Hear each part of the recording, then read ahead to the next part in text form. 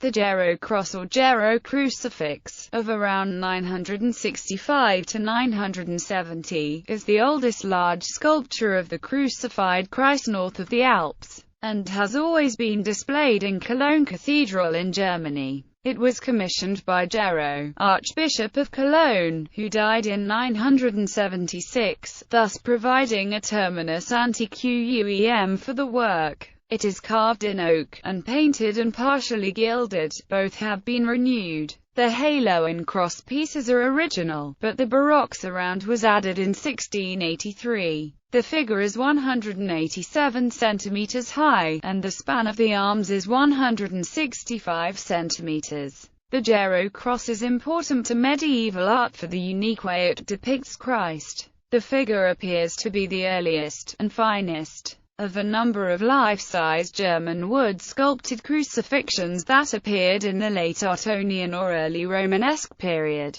later spreading to much of Europe. It is the first monumental depiction of the crucified Christ on the cross and the first monumental sculpture dating from this period. Standing over 6 feet tall, it was one of the largest crosses of its time. Additionally, it appears to be the oldest Western depiction of a dead Christ on the cross. In most earlier depictions, Christ holds his head erect and looks straight ahead, or in some Carolingian examples looks down at the Virgin at the foot of the cross. The shape of the Gero Cross is traditional to Carolingian religious art. However, this piece puts extra emphasis on the suffering of Jesus Christ's crucifixion with the slumped head, lifeless body, and closed eyes. This is a very unique aspect to this cross, as other depictions are idealized and do not show Christ as vulnerable and disfigured. This was a major influence on later crosses, especially in 11th century Germany, where you see more crosses that follow this rounded, natural style. The slumped head and twisted body, which arises as the hands are nailed to the cross at different heights,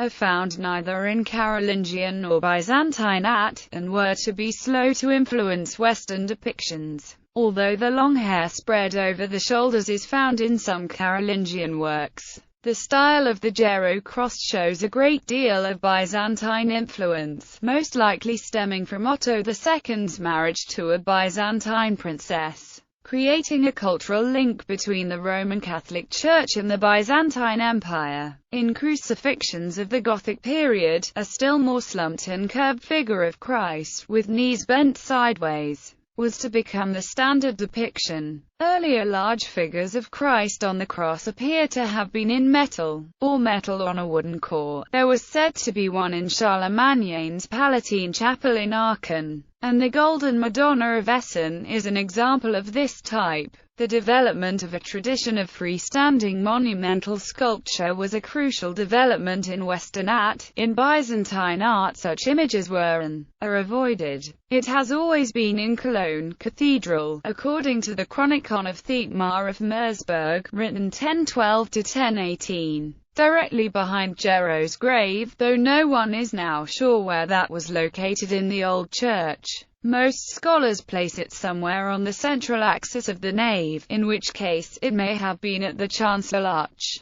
the usual location of later roots or large crucifixes. The old cathedral only underwent minor changes until the 13th century. Cologne Cathedral is a very popular destination for religious pilgrimages, not only for the Gero Cross, but also for the Magi Reliquary and the Madonna of Milan, both of which were located in the same cathedral. Cologne became one of the most important churches in Europe for religious pilgrimages. Therefore it was decided that the cathedral needed a different architectonic form. The old building was taken down piece by piece before the new building could be put up in 1248. In 1322, the Gero Cross was placed in the new building where it remains today. In 1904, a new layer of paint was added to the cross by W. Batsam. This, along with several other layers of paint below it, concealed many of the original details from the piece.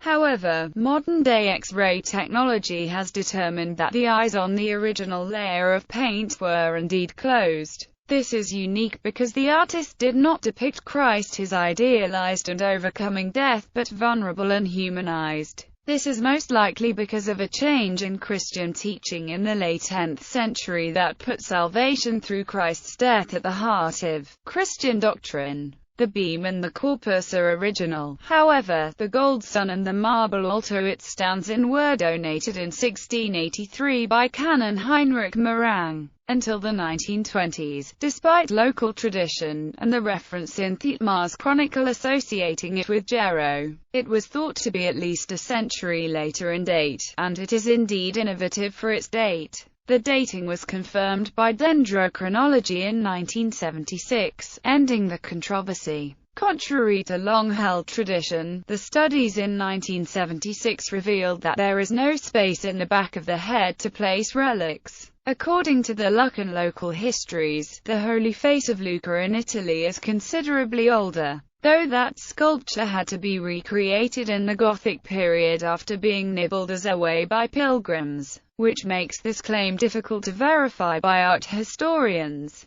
A replica of the crucifix hangs in the St. Alphonsus Chapel located in the Alphonse J. Schwartzer Memorial Catholic Center in Jefferson City, Missouri.